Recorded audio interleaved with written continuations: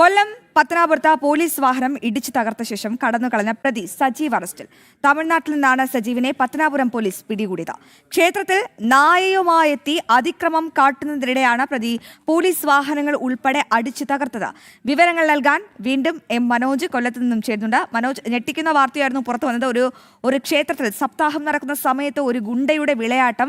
കേരള പോലീസിനെ പോലും ഉപദ്രവിക്കുക, ആക്രമിക്കുക, പോലീസ് വാഹനം, തന്റെ ഥാർ വാഹനം ഉപയോഗിച്ച് ഇടിച്ച് തകർക്കുക, നായയുമായി എത്തി ആ ക്ഷേത്രത്തിന്റെ ആകെ ക്രമസമാധാനം തകർത്തുന്ന ഒരു കാഴ്ചയാണ് ഉണ്ടായത്. ഒടുവിൽ അറസ്റ്റിലായിരിക്കുന്നു. എപ്പോഴാണ് അറസ്റ്റ് രേഖപ്പെടുത്തിയത്? മറ്റ് വിശദാംശങ്ങൾ എന്തൊക്കെയാണ് മനോജ്?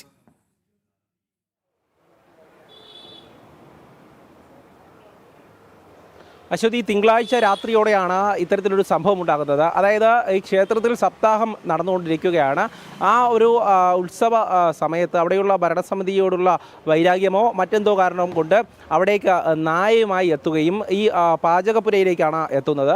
തുടർന്ന് അവിടെ ഒരു തർക്കമുണ്ടാകുകയും ഈ പ്രതി അവിടെ ഈ നായയുമായി വലിയ തരത്തിലൊരു സംഘർഷാവസ്ഥ സൃഷ്ടിക്കുകയാണ് ഉണ്ടായത്.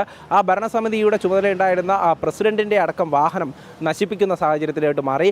ഈ കാര്യം പോലീസിനെ അറിയിക്കുന്നതിനെ തുടർന്ന് പോലീസ് അവിടെ എത്തുമ്പോൾ പോലീസ് വാഹനം ഈ സജീവിൻ്റെ തന്നെ ഓഫ് റോഡ് വാഹനം ഉപയോഗിച്ചുകൊണ്ട് ഇടിച്ച് തകർക്കുന്ന ഒരു ദൃശ്യങ്ങളൊക്കെ പുറത്തു വന്നിരുന്നു. അത്തരത്തിൽ പോലീസുകാരെ പോലും ആക്രമിക്കുന്ന തരത്തിലേക്ക് പ്രതി മാറിയിരുന്നു. പോലീസ് ഉദ്യോഗസ്ഥർക്കടക്കം പരിക്കേറ്റു. ഈ ഒരു ദയയും കൂടാതെ ഈ പോലീസ് വാഹനങ്ങൾ സ്വന്തം വാഹനം ഉപയോഗിച്ച് ഇടിച്ച് തെറിപ്പിച്ച്, അതായത് പൂർണ്ണമായും തകർത്തതിന് ശേഷം ഈ പ്രതി ഒളിവിൽ പോവുകയായിരുന്നു. എന്തായാലും കഴിഞ്ഞ ദിവസം തെങ്കാശിയിൽ നിന്നാണ് ഇയാൾ പിടിയിലാകുന്നത്.